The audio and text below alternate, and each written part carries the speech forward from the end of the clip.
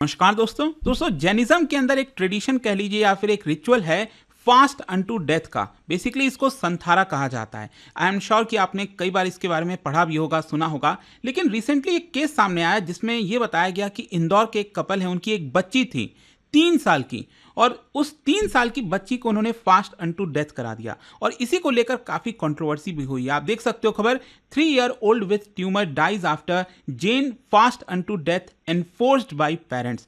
तो यहां पर इसी को लेकर सवाल उठने लगा कि क्या इतनी छोटी बच्ची को ये संथारा करा सकते हैं, और इसके पीछे का लीगल बेसिस क्या है। मतलब अभी क्या ये लीगली वैलिड है, नहीं है, ये संथारा होता क्या है, प्रोसेस क्या है, वो सब कुछ मैं आपको इस वीडियो के अंदर डिटेल से बताऊंगा। चलिए आगे बढ़ते हैं। लेकिन उससे पहले दोस्तों आप सबको बता दूं, आप में से जो भी लोग यूपीएससी की प्रिपरेशन कर रहे हैं, हमारा जो नया फाउंडेशन बैच है 2026 के लिए ये स्टार्ट हुआ है, और स्पेशली 15 मई तक आप एक्स्ट्रा डिस्काउंट के साथ इन बैचेस को अवेल कर पाएंगे। तो लिंक कमेंट सेक्शन में दिया हुआ है, वहां पर जाइए और यूज करिए ये कोड अंकित लाइव, ताकि आप जो मैक्सिमम डिस्काउंट है वो ले सकें। चलिए शुरुआत करते हैं। देखिए, सबसे पहले तो समझना है कि ये संथारा है क्या, या फिर इसको सलेखना भी कहा जाता है, ये एक ही चीज है। तो संथारा बेसिकली कई सेंचुरीज ओल्ड ट्रेडिशन है एक प्रकार से जैन रिलीजन के अंदर, जिसके अंदर जो पर्सन है, जो व्यक्ति है, वो वॉलेंटरली, ध्यान से समझिएगा, वो अपने खुद से फास्ट अनटू डेथ का निर्णय लेता है।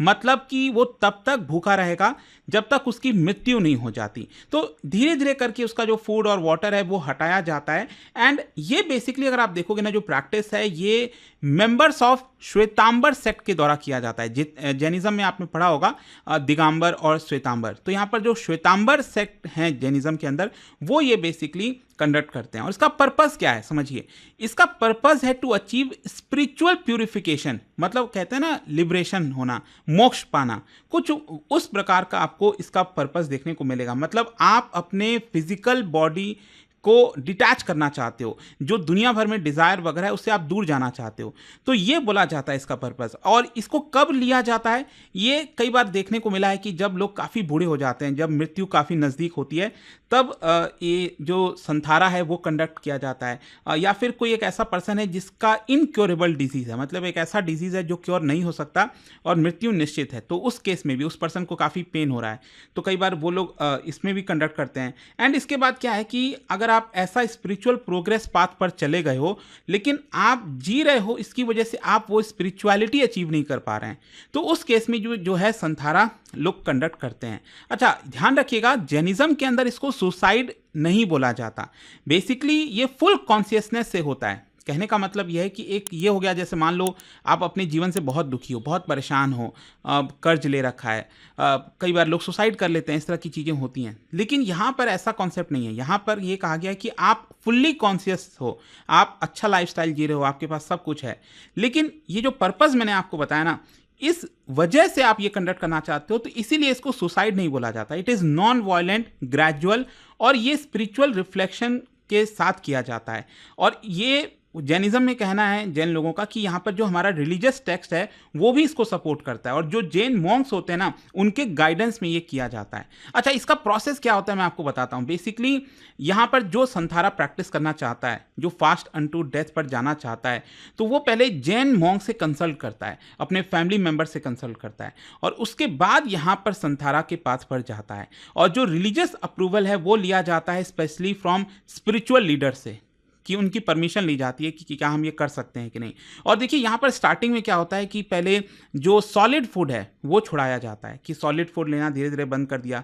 फिर जो लिक्विड हो गया, जैसे बटर मिल्क, वाटर, ये सब धीरे धीरे रिड्यूस किया जाता है। और अल्टीमेटली कोशिश ये होती है कि पूरा का पूरा खाना पीना सब कुछ छोड़ दो।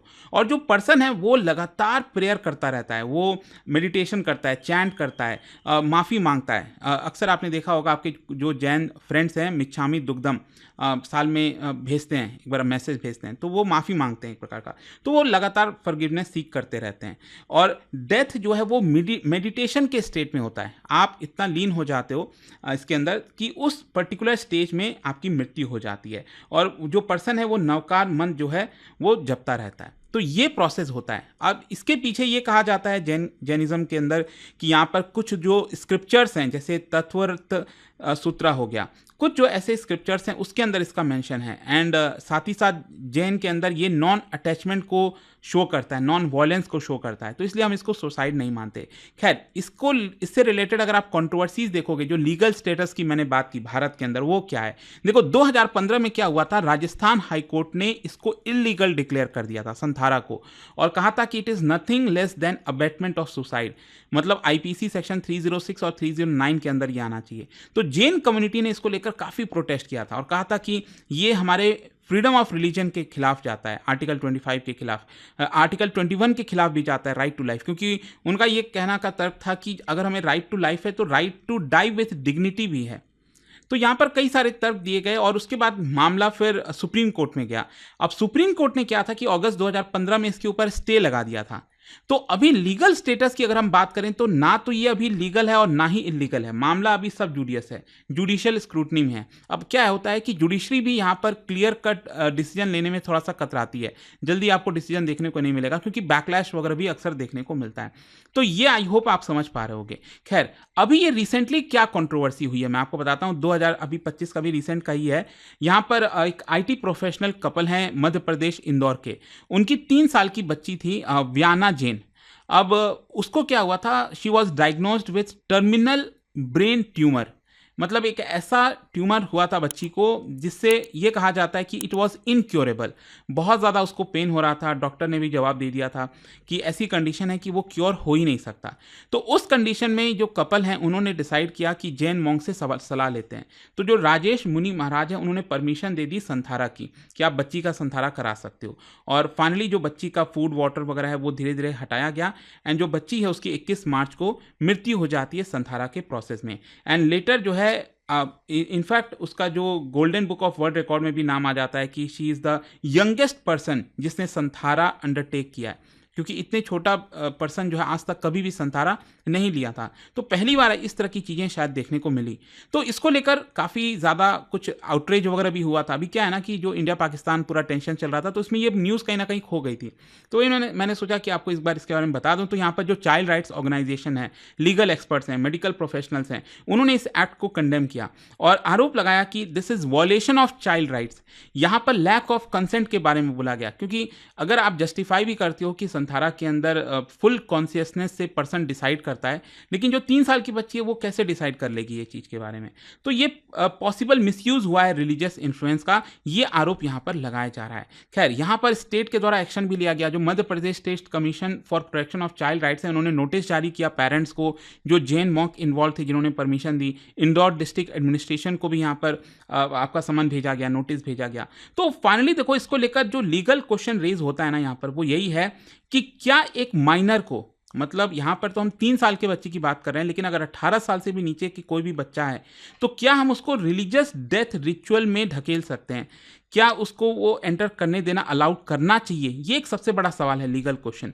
और दूसरा यहाँ पर यह है कि ये जो पर्टिकुलर केस हुआ है, 3 साल की बच्ची की जो मृत्यु हुई है फास्ट अनटू डेथ की वजह से, तो क्या ये मर्डर के अंदर आएगा या फिर क्रिमिनल नेग्लिजेंस के अंदर आएगा?